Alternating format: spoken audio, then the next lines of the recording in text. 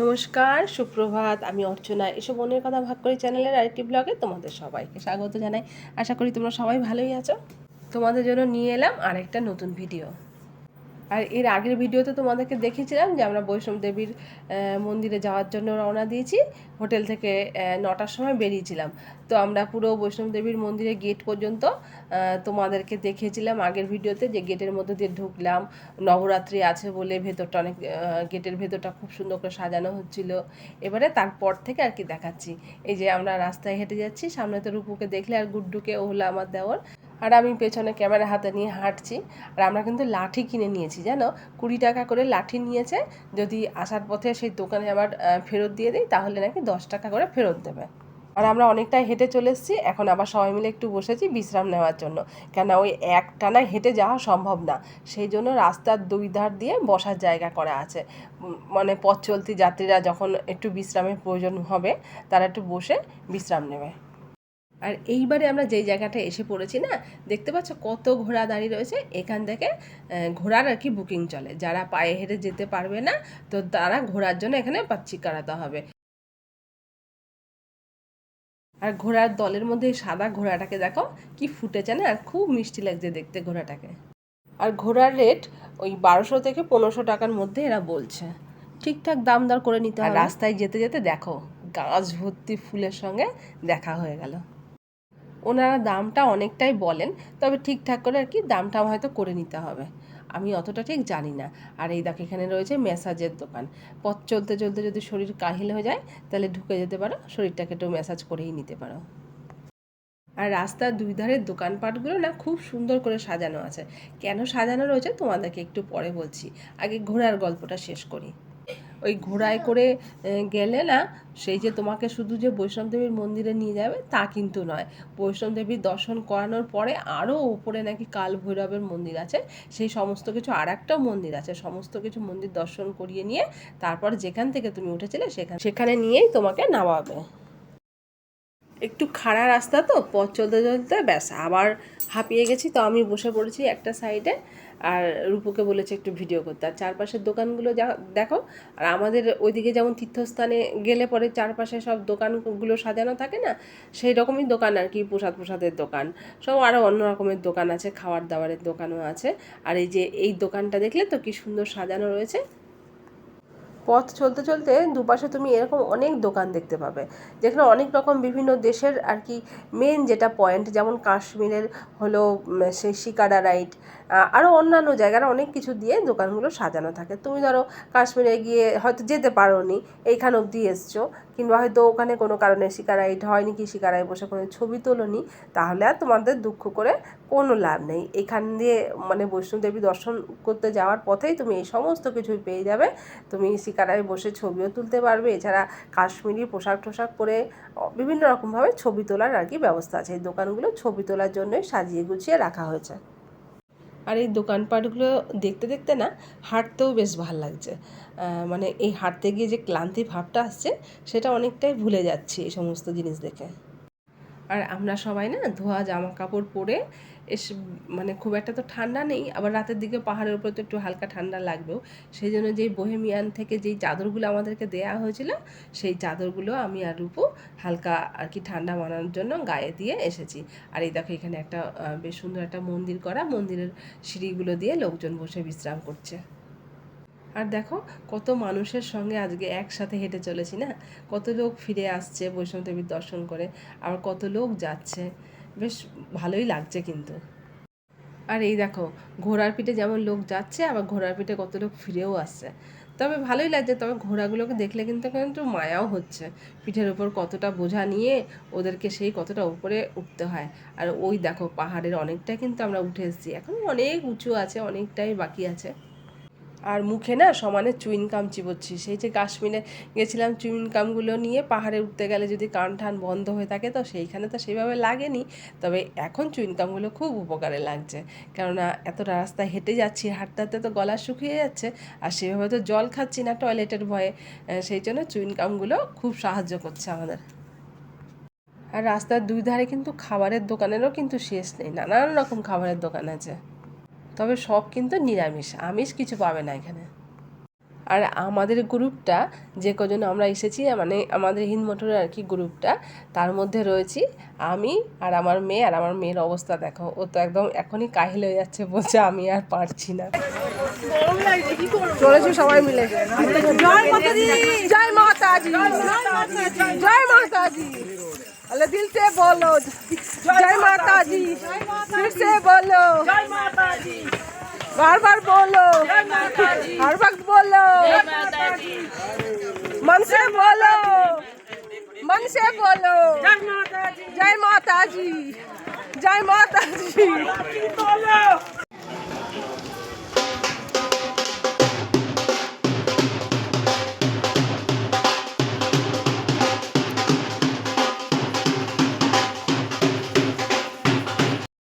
এই দেখো, এই দোকানটাতে কি সুন্দর সিকারা সাজিয়ে রেখেছে, যাদের ইচ্ছা হবে গিয়ে ওখানে ছবি তুলতেই পারো। আরও অনেক কিছুই রয়েছে, যেটা আমি বলতে বলতে থেমে গেলাম, মানে কারা কারা আমরা এসেছি।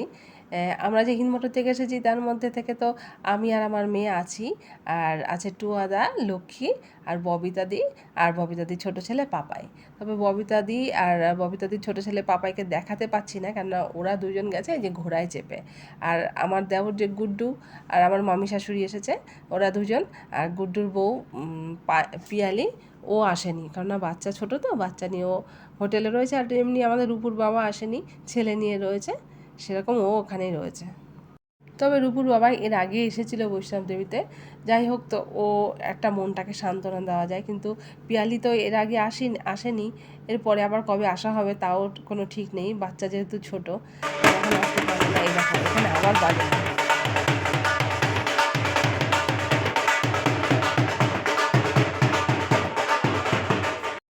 এরকম রাস্তার মাঝে মাঝেই লোকজনেরা আর কি বসে বাজাচ্ছে, আর এই বাজনা শুনতে শুনতে হেঁটে যেতে কিন্তু বেশ ভালো লাগছে, মানে হাঁটার এনার্জিটা যেন আরও বেড়ে যাচ্ছে। আর পথ চলতে চলতে লোকের যদি খুশি হয়ে যে যা ওনাদেরকে দান করছে তো করছেন। আমরা ওই নিচ থেকে হেঁটে আসছি, ছেলেকে রেখে এসছি বাবার কাছে, কি করছে কে জানে, ঘুমিয়েছে না ঘুমায়নি।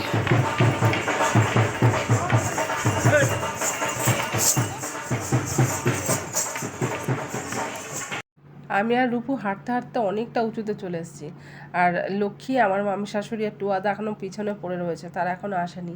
একটু বসবো, তারা এলে তারপর শুরু করব। এই তো মামি চলে এসছে, মামি মনে হচ্ছে একটুখানি কাহিল হয়ে গেছে, তবে মামি কিন্তু একটু একটু পর পরে বসে পড়ছে, এতটা হাঁটতে পারছে না। আর ওই যে দেখো নিচে আলো জ্বলছে, ওটাই কাটরা শহর, ওখান থেকেই হাঁটতে হাঁটতে আমরা এতটা উপরে উঠে এসেছি, অনেকটা উপরে উঠে এসেছি, কিন্তু কত নিচে আলোগুলো জ্বলছে দেখা যাচ্ছে, হ্যাঁ শহরটা। আর কি সুন্দর লাগছেও কিন্তু রাত্রেবেলায় পাহাড়ের উপর থেকে নিচের ওই শহরটা দেখতে, একদম মনে হচ্ছে যেন কোনো ডায়মন্ড ছড়িয়ে রয়েছে। চলো এই দৃশ্য দেখতে দেখতে ক্লান্তি ভুলে আস্তে আস্তে সামনের দিকে এগিয়ে যাই। হাঁটতে হাঁটতে আবার ঠিক এখানটাতে এসে একটু না দাঁড়িয়ে পারলাম না, ওই যে দেখো দূরের শহরটা দেখা যাচ্ছে, কি ভালো লাগছে। আর ইতিমধ্যে না আমাদের জলও শেষ হয়ে গেছে, এই দেখো রূপু গেছে জল আনতে, কিন্তু সিস্টেম না জানার জন্য এটা ওটা টিপেই যাচ্ছে, কিন্তু জল আর পড়ছে না, জানি না। তবে দুঃখের বিষয় এখানে আমরা জল পেলাম না, এখানকার মেশিনটাই নাকি খারাপ আছে, একজন এসে আমাদেরকে বলে গেল এখানে মেশিন খারাপ।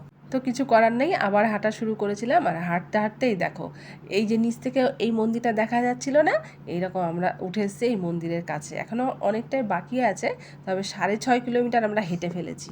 আর ওই যে দেখো নিচে কাটরা শহর, ওখান থেকে মোটামুটি এতটা আমরা 6.5 কিলোমিটার হেঁটে ফেলেছি। আর অনেকে না সিঁড়ি দিয়ে ওঠা নামা করছে, নামা তো তাও মোটামুটি ঠিক আছে, কিন্তু ওঠাটা কিন্তু মোটেই ঠিক নয়, যত সিঁড়ি দিয়ে উঠে উঠে ওপরে আসবে তত কিন্তু বেশি হাঁপিয়ে যাবে। সিঁড়ি ভাঙার চাইতে এইরকম সোজা রাস্তা হেঁটে যাওয়া অনেক ভালো। আর আমি যে এখন যাচ্ছি না, লাঠিটাকে তো সারাক্ষণ খটখট করে নিয়ে চলছিলাম, এখন কাঁধের ওপর দুই দিকে নিয়ে হাত দিয়ে হাঁটাতে না নিজের শরীরে যেন একটা ব্যালেন্স হয়ে যাচ্ছে, জানো হাঁটতেও বেশ আরাম লাগছিল। রূপু এক একবার কাহিল হয়ে পড়ছে, আমি ওকে বলছি যে মনে হয় এইভাবে হাঁট। আর ওই দেখো তোমাদেরকে আর একবার একটুখানি জুম করে দেখায়, দেখেছো নিচের শহরটা কি সুন্দর লাগছে, মনে হচ্ছে যেন হীরের বাগান। আর হাঁটতে হাঁটতে আবার আমরা মা মেয়েতে 5 মিনিটের জন্য বিশ্রাম নেওয়ার জন্য বসে পড়েছি। আর আমাদের সহযাত্রীরা কোথায় জানি না, তবে ভয় নেই, একই তো রাস্তা, হারাবার ভয় নেই। ওই আছে, ওরা বারবার ওরা বসে পড়ছে, মামি একটু হাঁটতে অসুবিধা হচ্ছে মনে হয়, তাই হয়তো একটু আসতে দেরি হচ্ছে। তো আমরা একটুখানি বসে নিই, আর ওই যে নিচে শহরটা দেখা যাচ্ছে। আর আবার আমি একটা কি ভুল করে ফেলেছি জানো, মোবাইলের স্ট্যান্ডটাই আনতে ভুলে গেছি, ওটা নিয়ে আসলে সুবিধা হতো। আর এবারে হাঁটতে হাঁটতে না ওই নিচ থেকে আমরা মোটামুটি 8 কিলোমিটার হেঁটে ওপরে চলে এসেছি, আর ওই যে শহরটা আরও নিচে চলে গেছে। এবারে হাঁটতে হাঁটতে আমরা চলে এলাম পুলিশ চেকপোস্টের এখানে। লেডিস আলাদা, জেন্টস আলাদা, এখানে চেকিং হবে, জানি না তবে কিসের চেকিং হবে। আর এই দেখো এরকম দোলারও ব্যবস্থা আছে, যারা ঘোড়ায় যেতে পারবে না, বয়স্ক লোকেরা, তারা এভাবে দোলায় যাবেন। মা মেয়েতে আমরা হেঁটে এগিয়েই চলেছি সামনের দিকে, দলছুট হয়ে গেছি এবার আমরা। তবে ওই একই তো রাস্তা, এটাই যা ভরসা, জানি এই রাস্তা ধরে হেঁটে যেতে থাকলেই মায়ের দ্বারে ঠিক পৌঁছবো। আমরা এখন লাইনে দাঁড়িয়ে আছি, জানি না কিসের জন্য দাঁড়িয়ে আছি, আগে গেলেই বুঝতে পারবো। আর এই দেখো দুজনে মিলে হাঁটতে হাঁটতে ঠিক দেবীর দ্বার পর্যন্ত পৌঁছেই গেছি। এবারে বাদবাকি রাস্তাটা মায়ের আশীর্বাদ নিয়ে জয় মা বলে হাঁটতে শুরু করি। তবে কি বলো তো, হাঁটতে হাঁটতে না খেয়াল রাখা যাচ্ছে না, কে কখন কোনখান দিয়ে এগিয়ে যাচ্ছে, কে কখন পিছিয়ে পড়ছে। এখন বাজে রাত্রির 1:34, আমরা মা মেয়েতে হেঁটেই চলেছি, হাঁটার কোনো শেষ নেই।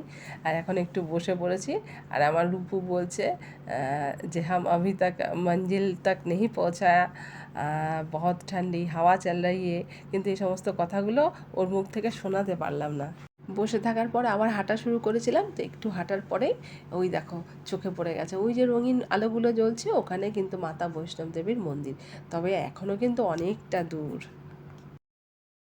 আর আমরা হাঁটতে হাঁটতে এতটাই ওপরে উঠে এসেছি, দেখো নিচের আলোগুলো ওই যে ওই রকম দেখা যাচ্ছে, বোঝাই যাচ্ছে না আর। একটু আগে হিন্দিতে রূপু যে কথাগুলো বলছিল মজা করে, সেগুলো না তোমাদেরকে শোনাতে পারলাম না, কিন্তু ওর মুখে না শুনতে খুব মিষ্টি লাগছিল। কেন শোনাতে পারলাম না জানো, এখানে গান চলছে সারাটা রাস্তায়, এদিকটাতে এসে গান পেয়েছি আমরা, গান চলছে, সেই গানগুলো তো চলে আসবে, কপিরাইট পড়ে যাবে, সেই জন্য পারিনি শোনাতে। ওই যে দূরে দেখতে পাচ্ছ বেশ কালারিং লাইট জ্বলছে, ওখানেই মায়ের মন্দির। আর এই যে এতখানি রাস্তা এখনও অনেকটা দূর এখনও আছে, পুরো রাস্তায় সেট করা এতখানি রাস্তা এখনও হাঁটতে হবে। আর এখানে একটা জিনিস তোমাদেরকে দেখিয়ে রাখি, এই যে নিচে রাস্তাটা দেখছো সেট দেওয়া, এটা দিয়ে তো বৈষ্ণব দেবীর মন্দিরে যেতে হবে, কিন্তু এই যে ওপর দিয়ে পাহাড়ের ওপর দিয়ে রাস্তাটা গেছে, এটা সোজা গেছে কাল ভৈরব মন্দিরের রাস্তা। বৈষ্ণব দেবীর দর্শন করার পর তারপরে ওখানে যেতে হয়। আর এই দেখো বন্ধুরা, তোমাদের সঙ্গে গল্প করতে করতে হাঁটতে হাঁটতে ঠিক পৌঁছে গেছি মন্দিরে ঢোকার এখানটাতে, মেন গেটটা আর কি। এরপর থেকে পুরো মন্দির চত্বর পড়ে যাচ্ছে, আর যেহেতু রামনবমী আছে সেই জন্য চারিদিক খুব পরিপাটি করে সাজানো হচ্ছে, আর সব ফুলে ঢাকা। সামনের দিকে গেলে হয়তো আরও দেখতে পাবো। যে গেটটা তোমাদেরকে দেখালাম, গেট দিয়ে ঢুকলাম, ওই গেট দিয়ে ঢোকার পরেও দেখছি এতটা রাস্তা, সত্যি এখানেই মনে হয় মা ধৈর্যের পরীক্ষা নেয় ভক্তদের।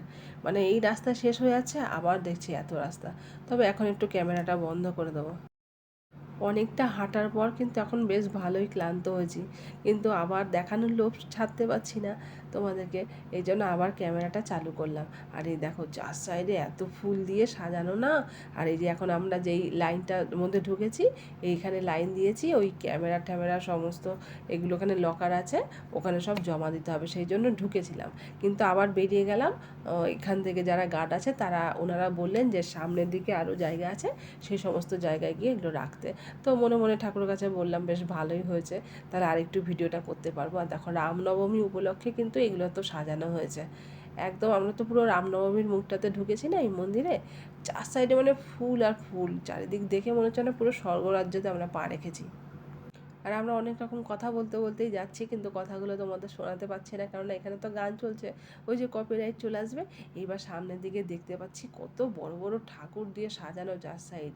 এখানে শুধু যে বৈষ্ণব দেবীর মাতারই ওখানে মূর্তি রয়েছে তা নয়, এখানে অনেক রকমের ঠাকুর, গণেশ, লক্ষ্মী, দুর্গা, সরস্বতী, সব ঠাকুরেরই এখানে রয়েছে মানে মূর্তিগুলো। আর মূর্তিগুলো না সবই পাথরের, আর এত গয়নাগাটি পরিয়ে সাজানো ঠাকুরগুলোকে, আর শাড়িগুলোও মানে ঠাকুরের পোশাক আশাকও খুবই সুন্দর। আর আমার ভিডিওটা না একটু বড় হয়ে যাচ্ছে ঠিকই, তবে কি না দেখালে আর কি দেখাবো বলো, এখানে তো আর সবসময় আসা সম্ভব হয় না। আমিও ইউটিউবের পাতায় তুলে রাখলাম, মন চাইলে দেখতে পাবো, আর তোমাদের জন্য তুলে ধরলাম। কে কবে আসতে পারবে না পারবে, ঈশ্বরের কাছে তো প্রার্থনা করি সবাই আসুক এই জায়গায় একবার করে। তবুও যতদিন যে আসতে না পারছো, তো আমার ইয়ের থেকেই তোমরা দেখে নিও। আমার সকল বন্ধুদের জানাই সুপ্রভাত। রাত্রেবেলা যতটা তোমাদেরকে দেখালাম, তারপরে আর দেখাতে পারিনি, কেননা ক্যামেরা তো সব জমা নিয়ে নিয়েছিল। তো ভোর 4টের সময় আমরা মাতা বৈষ্ণবদেবীর দর্শন করেছি। তারপরে দর্শন করার পর নামা শুরু করেছি। নামতে নামতে নামতে নামতে আমাদের তো অবস্থা কাহিল। এখন বাজে 6টা 27, এখনও আমরা নেমেই চলেছি। আর এদিকে রূপুর অবস্থা খুবই কাহিল হয়ে গেছে, বিশ্বাস করো। উঠতে যতটা মজা পেয়েছি, নামতে যেন নামার সময় তো সুবিধা হওয়ার কথা, কিন্তু রূপু এতটা কাহিল হয়ে গেছে, ওর জন্য আমাকে খুব পা চেপে চেপে চেপে চেপে নামতে হচ্ছে। আমার পা তাড়াতাড়ি সরে গেলেই ও তো আমার গায়ের ওপর ভর দিয়ে হাঁটছে না, এক হাতে লাঠি আর এক হাত আমার গায়ের ওপর, এইভাবে ভর দিয়ে হেঁটে হেঁটে আসছে। সেই জন্য আমার পাও প্রচণ্ড ব্যথা হয়ে গেছে। তো রূপু আর এখন আর পারছে না, এই জন্য একটুখানি বসেছি এখানটাতে, তো একটুখানি সেই জন্য ভিডিওটা করলাম। তো ওর পক্ষে আর হেঁটে যাওয়া সম্ভব না, এখনও মোটামুটি 5-6 কিলোমিটার নিচে নামতে হবে। তো ওকে এখন ঘোরার ব্যবস্থা করে দিতেই হবে। একটু আধা ঘোড়াওয়ালার সঙ্গে কথাবার্তা বলে পাচ্ছি করিয়ে নিয়ে ঘোড়ার ইয়েকে রূপুকে বসিয়ে দিয়েছে ঘোড়ার পিঠে। এখন রূপু বাদবাকি রাস্তা ঘোড়ার পিঠে যাবে। তবে ঘোড়া একেবারে তো নিচে নামবে না, যেখান থেকে আর কি ঘোড়াতে সব লোকজনেরা ওঠে সেখানে গিয়েই নামিয়ে দেবে। সেই জন্য কাঠটা করা থাকলো, তাহলে তাহলে কোনো রকম অসুবিধা আর কি থাকবে না। এখন ঘোড়া জল খাবে, সেই জন্য দাঁড়িয়েছে। ঘোড়ার জল খাওয়া হয়ে গেলে সে আবার চলতে শুরু করবে। আমার তো আসলে অনেক ওজন, তো ভারী, সে আমার ওজন নিতে পারছে না। এই সময়টা আমি রূপুর পাশে ছিলাম না, তবে রূপুর ঘোড়ায় চড়ার অভিজ্ঞতা ও যেটা বলছে, সেটা বলছে, মা কি বলবো, আগেকার দিনের রাজা রানীরা যে কী করে ঘোড়ায় চড়ে যেত কে জানে। আর আমার তো পেটের নাড়ি ভুড়ি পুরো যেন ভেরিয়ে আসছে। ঘোড়া যেমন ডং ডং করে দুলছে, আমিও ওরকম দুলছি, আর আমার চোখে এত ঘুম। সমানে ঘোড়ার যে মালিক সে বলছে, সো মত সো মত আপ সো মত আপ সো মত আপ গির যাওগে গির যাওগে। আর আমি তো মানে লাফ দিয়ে উঠছি। এই ছিল ওর ঘোড়ায় পিঠে উঠে বৈষ্ণবদেবী থেকে নিচে নামার অভিজ্ঞতা। আমাকে তো সব বলছে যে, মা ঘোড়ায় পিঠে পিঠে তুমি না উঠেছো, খুব ভালো হয়েছে। মানে ঘোড়ায় ওঠার চাইতে হেঁটে হেঁটে নামা অনেক শান্তি দেয়, কিন্তু কিছু তো করার নেই, আমার যা অবস্থা। তারপরে তো মোবাইল অফ করে রাখা হয়েছে, আর শরীরে আর জোর নেই। আর এই যে এখন বাজে সকাল 9টা, কালকে রাত্রের 9টায় আমরা এখান থেকে বেরিয়েছি, আজকে আবার সকাল 9টা নয়, এখন 9:30 বাজে, 9:30 হোটেলে এসে ঢুকলাম। আর অবস্থা যা হয়েছে না, আমাদের পায়ের অবস্থা কে দেখে, প্রচণ্ড ব্যথা প্রচণ্ড ব্যথা, হাঁটার আর উপায় নেই। আর লক্ষ্মীর অবস্থা দেখো, পায়ের ব্যথার ঠেলায় ও তো নিজের ঘরটাই ভুলে গেছে, ওর ঘর ওই দিকে, ও ভুল করে এদিকে চলে এসছে। এবার রূপু তোমাদেরকে দেখাচ্ছে প্রসাদ, ওই প্রসাদের পাতাগুলো ওখান থেকে দিয়েছিল সবার হাতে হাতে। তো চলো বন্ধু, এবার রুমে যাই, গিয়ে গরম জল টল পায়ে ঢেলে ফ্রেশ হই। ঘরে ঢুকে গরম জল দিয়ে স্নান টান সেরে বিছানায় উঠে শরীরে আর জোর নেই, বিশ্বাস করো বন্ধু, পায়ের অবস্থা এত খারাপ যে নিচে গিয়ে খাবো সেইটা আর শরীরে দিচ্ছে না। তো রূপুর বাবা এনে দিয়েছে আমাকে চা, আর আমাদের সকালের টিফিনটা লুচি আর আলুর দম। আজকে সকালের টিফিন এটা ছিল, রূপুরটাও এনে দিয়েছে। এখন এই বিছানায় বসে খেয়ে তারপরে আবার ঘুম দেবো। তাহলে ভিডিওটা আজকের মতন এখানেই শেষ করছি। তোমরা সবাই ভালো থেকো, সুস্থ থেকো, সাবধানে থেকো, সবাই নিজের খেয়াল রেখো। আর ভিডিওটা ভালো লাগলে আর প্লিজ একটা লাইক করে দিও। আজকের মতন রাখি, টাটা, দেখা হবে আবার পরের কোনো ভিডিওতে।